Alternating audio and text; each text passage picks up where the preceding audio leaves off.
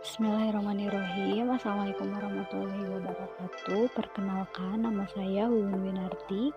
Saya mahasiswi dari STEMBI Bandung Business School dengan NPM 10217033. Di sini saya akan menjelaskan tentang akuntansi yayasan atau akuntansi sektor publik. Nah, di sini ada definisinya menurut Undang-Undang Nomor 16 Tahun 2001 sebagai dasar hukum positif yayasan. Pengertian yayasan adalah badan hukum yang kekayaannya terdiri dari kekayaan yang dipisahkan dan diperuntukkan untuk mencapai tujuan tertentu di bidang sosial, keagamaan, dan kemanusiaan. Yayasan itu tidak memiliki anggota. Hal ini dikarenakan sebagian harta kekayaan sebuah yayasan terpisah dengan harta yang dimiliki oleh pendirinya.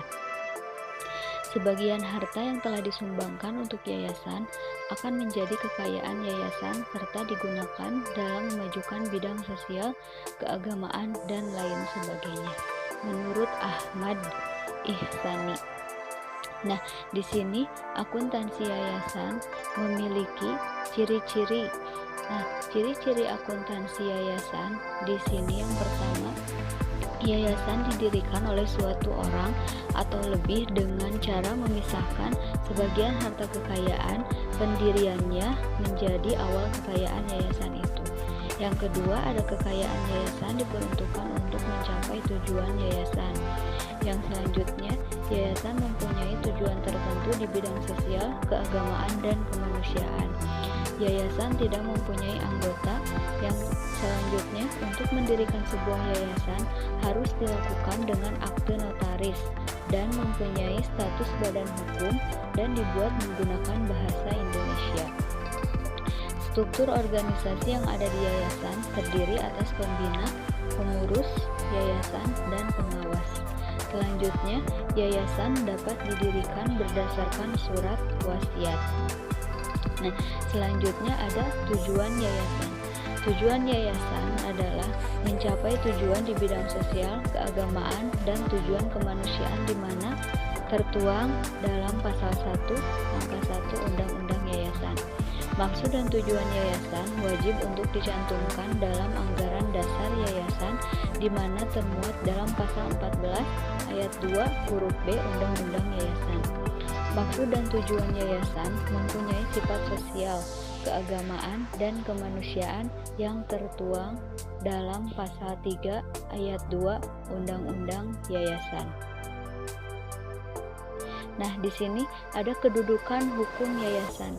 Kedudukan hukum yayasan dalam sistem hukum Indonesia, yayasan adalah suatu entitas hukum yang keberadaannya dalam lalu lintas hukum di Indonesia sudah diakui oleh masyarakat berdasarkan realita hukum positif yang hidup dan berkembang dalam masyarakat Indonesia. Kecenderungan masyarakat memilih bentuk yayasan disebabkan karena mungkin yang pertama, proses pendiriannya sederhana. Yang kedua, tanpa memerlukan pengesahan dari pemerintah. Yang ketiga, persepsi masyarakat bahwa yayasan bukan merupakan subjek pajak. Nah, di sini ada akuntabilitas yayasan. Pemakai laporan keuangan yayasan memiliki kepentingan bersama, yaitu untuk menilai yang pertama, jasa yayasan dan kemampuan yayasan untuk memberikan jasa secara berkesinambungan. Mekanisme pertanggungjawaban dan aspek kinerja pengelola. Tujuan utama laporan keuangan adalah menyediakan informasi yang relevan dalam memenuhi kepentingan para penyumbang, anggota pengelola, kreditur, dan pihak lain yang menyediakan sumber daya bagi yayasan. Pengelola yayasan perlu mengembangkan keahlian dasar tentang manajemen keuangan dalam suatu yayasan.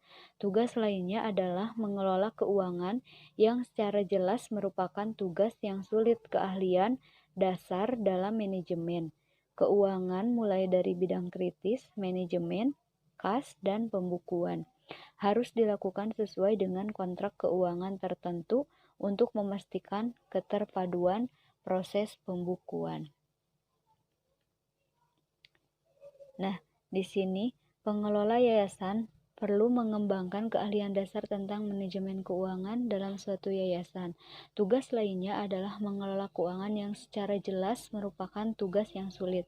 Keahlian dasar dalam manajemen keuangan, mulai dari bidang kritis manajemen kas, pembukuan, harus dilakukan sesuai dengan kontrak keuangan tertentu untuk memastikan keterpaduan proses pembukuan. Pengelola yayasan sebaiknya mempelajari bagaimana menyusun laporan keuangan dari jurnal pembukuan dan menganalisis laporan tersebut agar dapat memahami kondisi keuangan dari aktivitas yayasan tersebut dengan benar. Nah, yang ada pengendalian keuangan akuntansi yayasan. Sistem pengendalian keuangan akuntansi adalah serangkaian prosedur yang melindungi praktek manajemen secara umum maupun dari segi keuangan. Prosedur pengendalian akuntansi bertujuan agar yang pertama, informasi keuangan reliabel atau dapat dipercaya, sehingga pengelola dapat memperoleh informasi yang akurat untuk perencanaan program dan keputusan lainnya. Yang kedua, ada aktiva dan catatan-catatan organisasi tidak dicuri, disalahgunakan, atau dirusak dengan sengaja. Kebijakan-kebijakan yayasan yang diikuti, dan yang terakhir ada peraturan-peraturan pemerintah terpenuhi. Nah, segitu penjelasan dari saya untuk akuntansi yayasan. Mohon maaf mungkin bila ada di sini kesalahan